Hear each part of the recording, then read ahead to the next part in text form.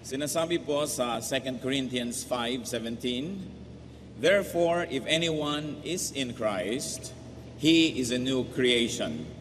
The old has gone, the new has come." Kaya tinatawag na born-again experience to know Jesus as Savior and Lord, because anyone who accepts Jesus into his heart becomes a new creation.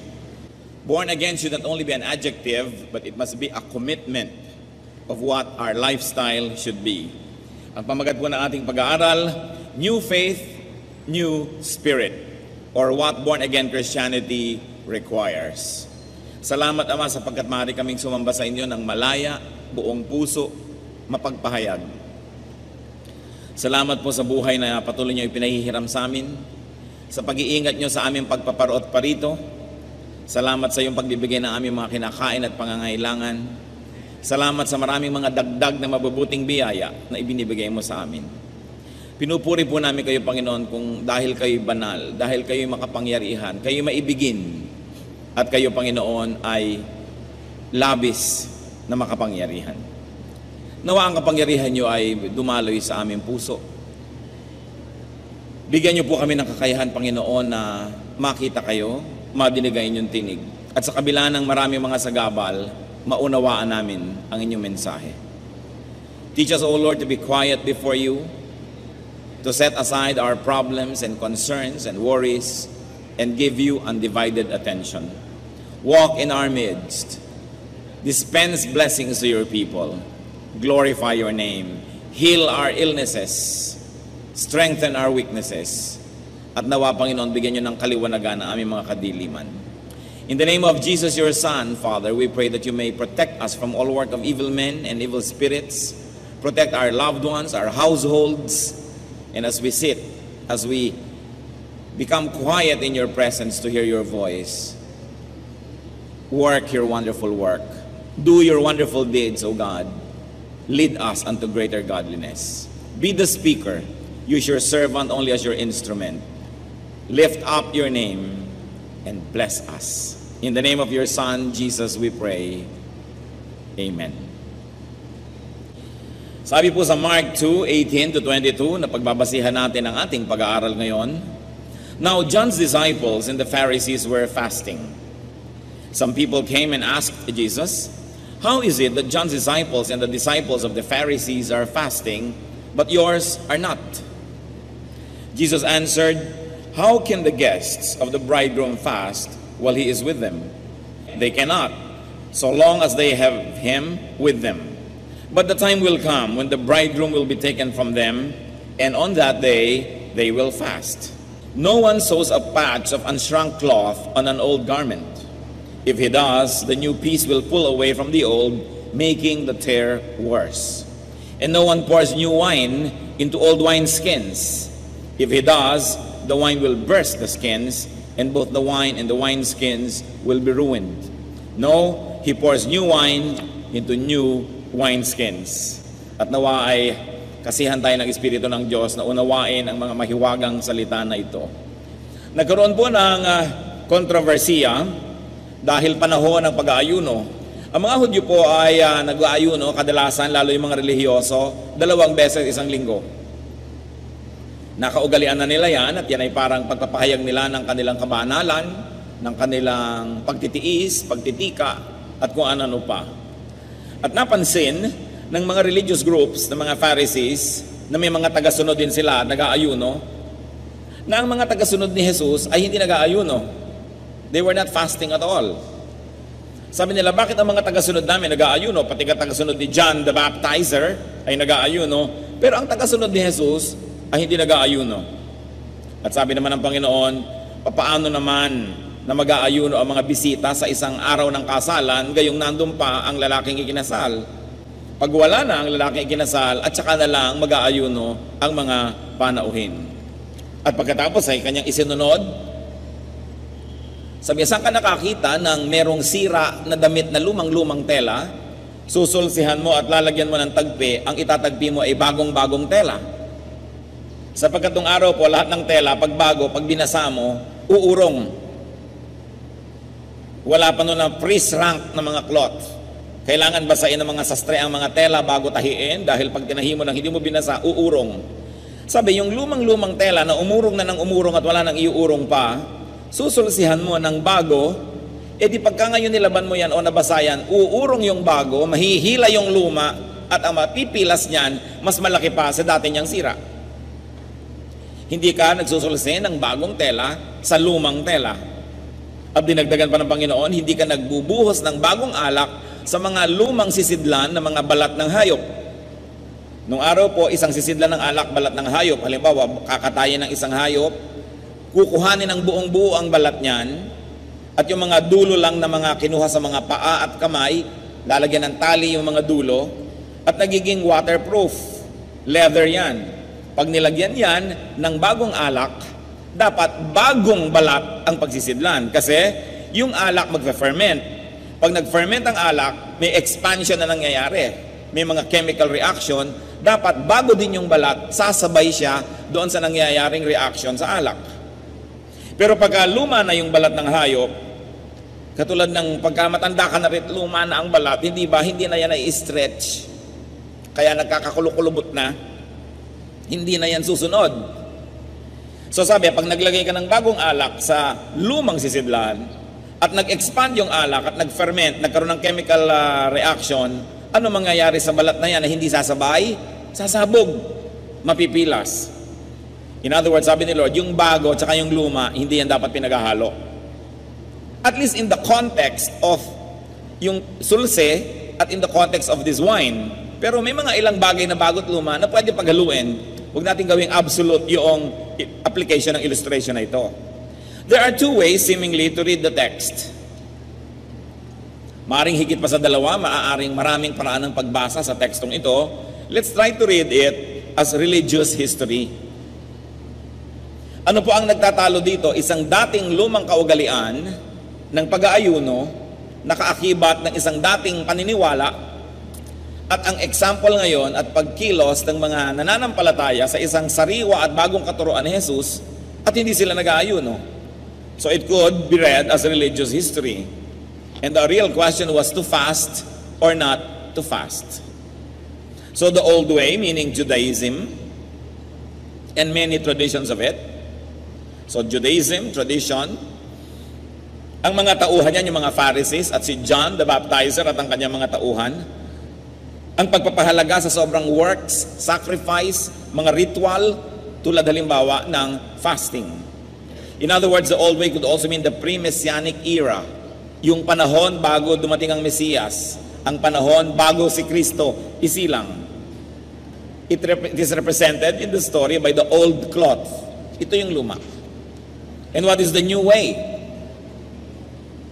The gospel, the good news, na hindi na sobrang ngayon ina-emphasize na kailangan mong mag-ayuno, kailangan magpakasakit, kailangan magdusa, sapagkat si Kristo na ang aako ng lahat ng pagpapakasakit at pagdurusa. Yung old way, laging may sacrifice. Magpapatay ng hayop bago sumamba. Kailangan may sacrifice. Ngayon, si Kristo na ang magiging sacrifice. Hindi na dapat nagsasacrifice ng mga hayop. At hindi na kailangan mag-sacrifice ang tao. Sasaktan ng sarili at pahihirapan dahil tinubos na tayo ni Kristo at siya na ang gagawa nun. So now, it is a period of grace. While the emphasis of the old religion was works, now the emphasis is grace. So the emphasis of the old religion was to fast. Now, it is to feast. Magdiwang, magpakasaya dahil sa magandang balita. Therefore, the new way is the Messianic era, ang panahon ni Jesus. Represented in the story, a possibility of reading, the new cloth, yung bagong tela. So kung babasahin po natin sa ganun yan, sa historical reading, the old pre-Messianic era and ways cannot blend alongside the new. The old pre-Messianic ways will have to be set aside. At least while the new faith was being processed. So what was the message? That the new realities, the new message about the kingdom of God should not be, in fact should not only be patched up with the old tradition and practices. So hindi ko manarinig mo si Kristo, nagkaroon ka na ng mga bagong pananaw, paghahalu-haluin mo lang yon kasama ng dati mong mga pananaw. Sabi ni Jesus, para yan na bagong alak na inilagay mo sa lumang sisidlan, Parang bagong tela na isinulsit, itinahimo, itinagpimo sa isang lumang tela, masisira lang. Or another way to read is that the old traditional religious practices cannot be simply updated or renovated with the fresh teachings of Jesus. Parang maraming mga tao ngayon nagba-Bible, pero nagba-Bible po ako ting Miyerkules Tsaka umaattend ako ng praise and worship pag linggo, pero pwede bang i-maintain ko lahat ng mga dati kong mga pananalig at mga ginagawa at mga relasyon? Parang ganito ang pinag-uusapan dito. Paghahaluin mo yung luma at yung bago, magkakagulo. The new realities born of the Jesus teachings are not to be mixed-matched with old beliefs, but they are to be embraced exclusively and fully. Kailangan, sinasabi mo, born again Christian ka, pangatawanan mo na pagiging born again. Kilalanin ng lubos si Kristo, alamin ng buong buo at ang kanyang mga turo at ipamuhay yon. Hindi pwedeng paghalu-haluin na parang chop suey. The old and the new will not work together. The old and the new will only be in constant stress and conflict. In other words, no religious salad. Marami pong nagtatangkang gumawa niyan. Nag-a-attend ng Bible study, pero pag nakakita doon ng mga katuruan na kontra sa kanyang dating relihiyon o kontra sa kanyang pamumuhay, sa kanyang moralidad o immoralidad, namimili lang ng mga kukunin at namimili ng hindi gagawin para pinaghahalo mo yung tama at mali, pinaghahalo mo yung bagong turo at yung dati mong kaugalian. Sabi ni Lord, it will not work. That's one way to read it as religious history. But I believe that there's a more relevant way for us now to read it. And that is concerning our personal spirituality. Alam niyo po yung Biblia, sobrang mahiwaga at makapangyarihan. Maraming paraan ng pagbasa. So kung anong bagay sa iyo ngayon, para ka lalong maituwid, lalo ka maging makadiyos, yun ang dapat mong gawing paraan ng pagbasa. Hindi yung paraan ng pagbasa na magbabagay lang sa iyo mga pagsuway sa Diyos at babagay lang sa iyong katamaran o panglasa, kundi yung babagay para lalo kang umasenso sa pagiging makadiyos. And I like to read it as personal spirituality. Therefore, the old self, the old life and the old way, which is sinful, is represented by the old cloth and the old wineskin. Ephesians 5:8 says, "For you were once darkness." Dahil light ka na ngayon, dahil kay Jesus, dati, kadiliman ka lang.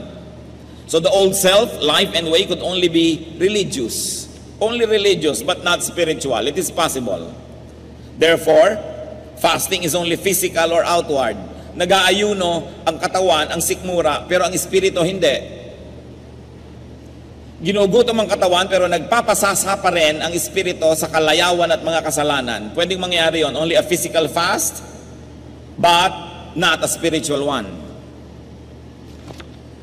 The old self and the old set of beliefs could only be ritualistic.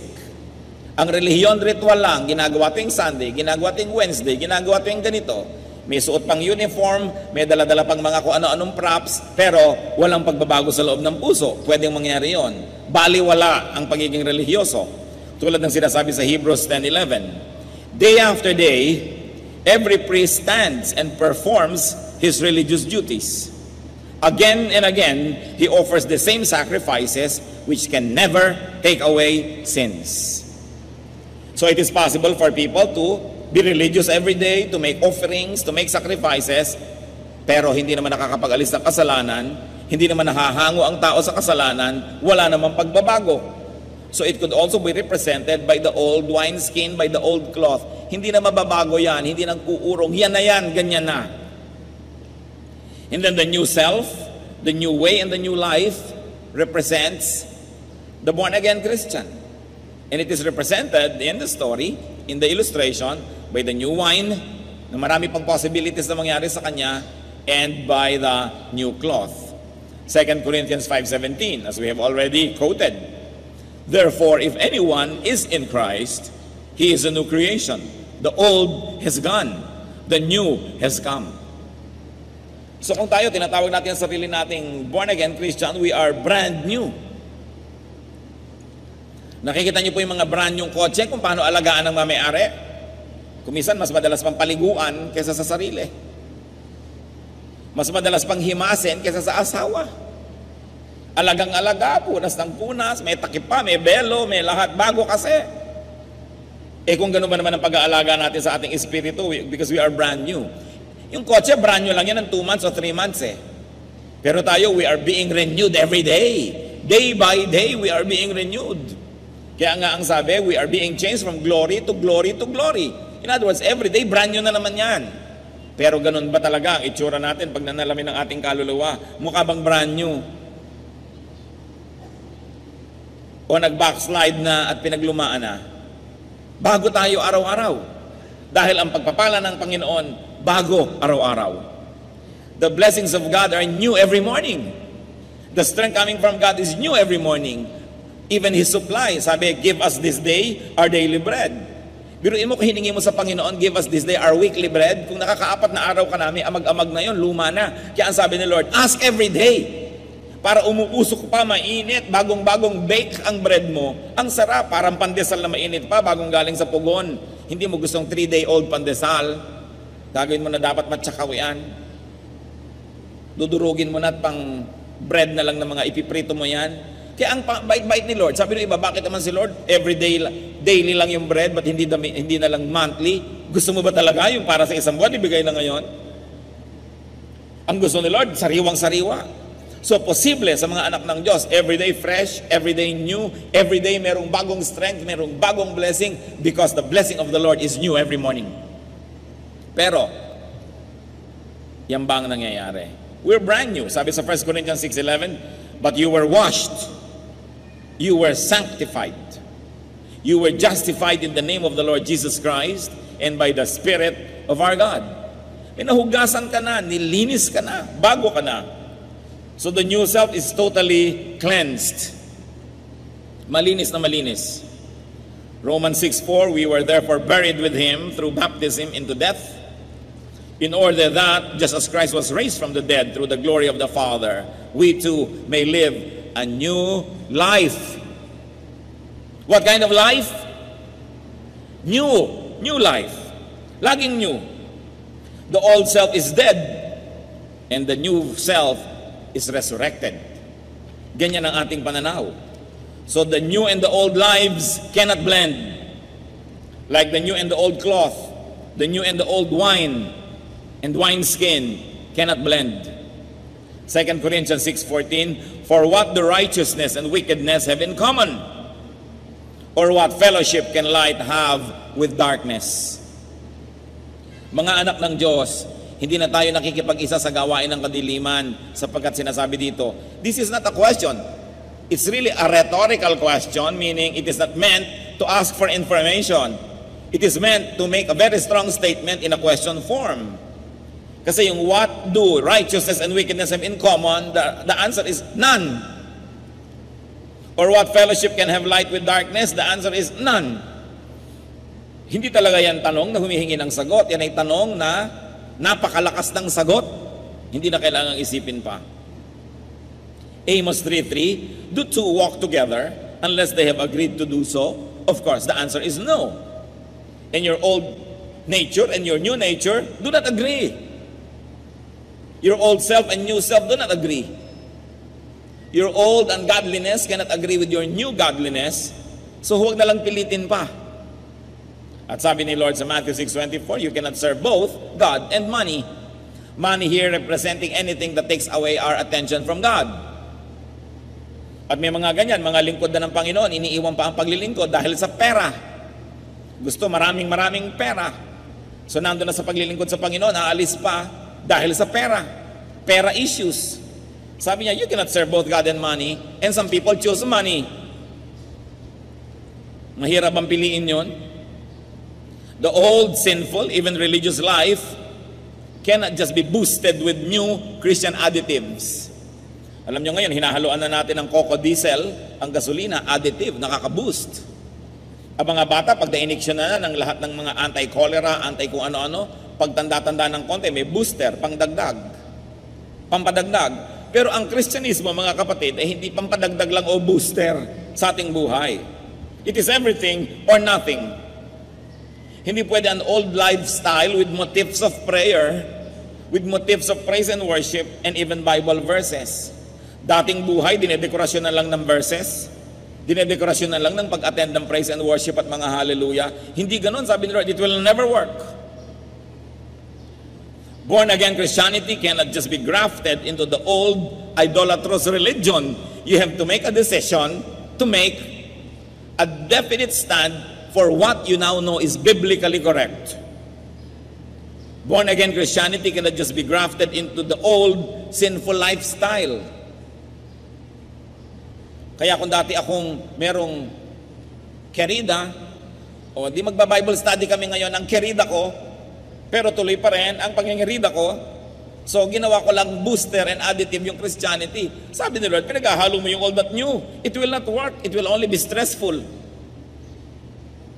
To force new Christian ways to blend with the old sinful lifestyle would only cause stress, tension, and destruction. It will not work. A one-half Christian is a one-whole nonsense. One half lang pagka-Christian mo, the other half hindi. So you're one whole nonsense. Hindi pwede yon. Kaya kailangan buuin ang loob. If you have already accepted Jesus Christ as Savior and Lord, if you have been born again, live a full Christian life. Huwag ka nang kalakalahati. You have to live a full Christian life. Not one half, not one fourth. Para kang merong infeksyon, umiinom ka ng gamot, antibiotic. Sinabi ng doktor, iinumin mo yun ng 1 linggo, nung pangalawang araw, bumuti-buti ng pakiramdam mo, tumigil ka na. Ayaw na ayaw yan ng mga doktor kasi kailangan full dosage para magtagumpay yung trabaho ng gamot na yon. Dahil kung hindi, magkakasakit ka lang uli. Hihina lang lalo ang iyong katawan. Dahil yung inilagay mong konting gamot, magiging kakampi ng kalaban na sakit yon. Dahil hindi pa na natatalo yung kalaban. Dapat full dosage.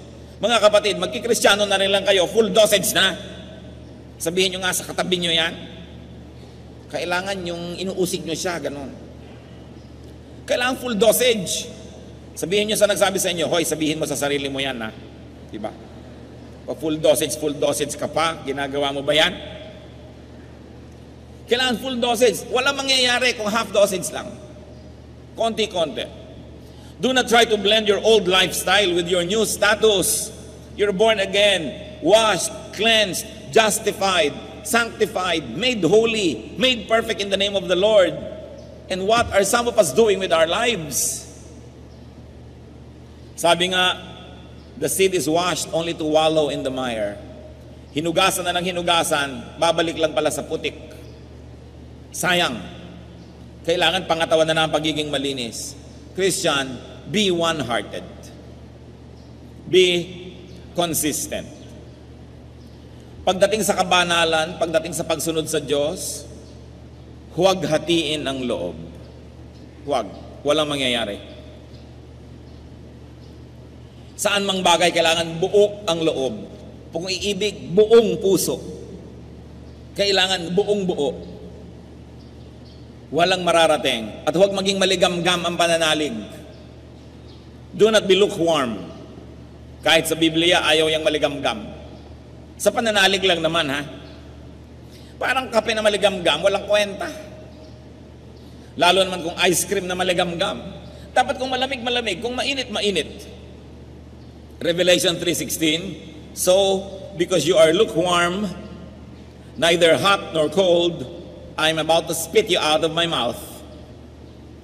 Yan ang sinabi ng Diyos sa isang church na maligamgam. Hindi ko kayo malaman kung malamig kayo o mainit, nakakalito kayo. Mabuti pa kung malamig kayo, malamig na. Kasi alam niyo yung malamig na malamig, ang totoo, yung mainit din yun. Alam niyo bang nakakapaso ang yelo? Yung dalawang extreme, magkapareho yan. Extreme cold, extreme hot. Kasi in a circle, the end is the beginning. Yung talaga pinakamagkalayo, yun ang pinakamagkalapit. Kaya sabi, dapat extreme ka na. Mainit kung mainit, malamig kung malamig. Huwag yung gitna-gitna lang. Nagpe-praise and worship ka na, ibigay mo na. Kakanta ka, lakasan mo na. Ba't para kang ipis? Mag-o-offering ka, ba't di mo itodo? Pakonti-konti, pakonti-konti. Magsaserve ka para kang bulating sumulpot, mawala, sumulpot, mawala. Ba't di ka nalang laging present? May gagawin ka na rin lang, lalo para sa Lord. Gawin mo na with feelings. Alam nyo lahat ng may na-accomplish kasi ginawa nila with feelings. Mga pyramids of Egypt, hanggang ngayon hinahangaan natin talagang with feelings ang construction yan. The wonders of the ancient world. Pag may hinahangaan kang painting, ang ganda-ganda kasi with feelings. Ang dami mga painting na kung ano lang, nalimot na ng tao. Kasi ginawa na rin lang, di pa ginandahan. Minsan bibili ka ng mga damit, ginawa na rin lang nung tumahi, hindi pa ginandahan. Isang gamit mo pa lang, tanggal na yung butones. Isang gamit mo pa lang, tas-tas na yung gilid. Ba't di na lang inayusan, ginagawa na rin lang. So ang ending, hindi ka na bibili uli sa kanya. Gagawa ka na rin lang ng tsinelas, isang takbo lang nung tumakbo, tanggal na yung isang bahagi nun. Ba't di na lang tibayan yan? Gagawa ka rin lang, why don't you give your best? At lalong-lalo kung gagawa tayo para sa Panginoon, nananalig na rin lang, lubusin. Nananampalataya na rin lang, wag nang magduda, itodo na. Sabi ni Lord, kaya walang nangyayari, nagdadalawang loob kayo. Kailangan nananalig kayo ng buong buo. At kung tinalikuran nyo na ang inyong dating buhay, huwag nyo nang balikan.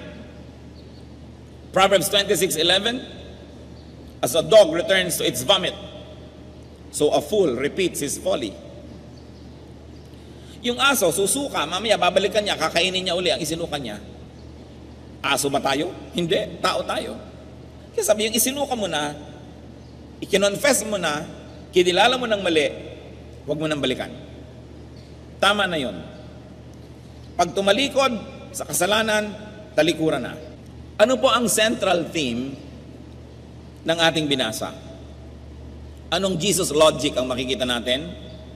That Jesus does not approve of and that Jesus does not accept compromise. Ayaw niya nung hati-hati. Kailangan buo. Luke 16:13, no servant can serve two masters. Either he will hate the one and love the other, or he will be devoted to the one and despise the other. You cannot serve both God and money. Hindi pwedeng hati. So what old and new clothes could you be trying to patch together, kapatid? Meron ba sa atin ngayong kalagitnaan na may nagpipilit pagsamahin yung old and new clothes? What new wine are you forcing into an old wineskin? In other words, what compromises are you trying to do? Anong pagtsapsoy ng ating pananalig ang gusto nyong gawin? Alam niyo yung tsapsoy, halo-halo, di ba? Nandun lahat. Ganun ba ang ating pananalig? Ganun ba ang ating buhay? What bits and pieces of your old nature are you trying and insisting to accommodate in your new Christian life? Philippians 3:13-14, sabi ni Paul, one thing I do, forgetting what is behind and straining toward what is ahead. So niya yung tapos na sa akin, tapos na. Di ko na binabalikan pa yan. I press on toward the goal to win the prize for which God has called me heavenward in Christ Jesus. So new faith should mean new lifestyle. At kung nakaranas na tayo sa new faith na nagkaroon ng new lifestyle, it must be forever renewed. Every day, every day, every day. Hindi siya dapat ibalik sa dati. No backsliding. No compromise. Kung may pagbabago sa buhay ng Kristiyano, dapat for the better. To be more Christ-like, not to be less. Anong pinagpipilitan natin pagsamahin na hindi naman talaga pwede? Siguro meron tayong maiisip niyan kung tayo ay susuri sa sarili. Yung talagang hindi pwedeng pagsamahin dahil Kristiyano ka. Ipinagpipilitan mo, gulo lang ang nangyayari, stress, needless problems. Aming Diyos, nagpapasuri po kami sa inyo. Ipakita niyo po sa amin kung may ipinipilit kaming pagsamahin na old and new, bad and good, right and wrong. Tingnan niyo, Panginoon, kung may mga compromises kaming ginagawa sa buhay at hindi kami consistent. Suriin niyo po kami. Gusto po namin, Panginoon, maging buo, hindi hati. Mangusap po kayo sa amin. Magbulay-bulay tayo mga kapatid at hayaang mangusap ang Espiritu ng Diyos. Unless you are perfect now, then there must be something to study. Something to review in our life. Ano ang hindi pwede? Huwag nyo nang ipilit. Kung alam ng inyong Espiritu, hindi ito pwede, mali ito, isuko na, huwag nang ipilit pa. Nang mabuo ang ating loob, mabuo ang ating puso, mabuo ang ating pananalig, at buo din nating tanggapin ang pagpapalang inilalaan sa atin ng Diyos. Magbulay-bulay, makipagniig sa Panginoon.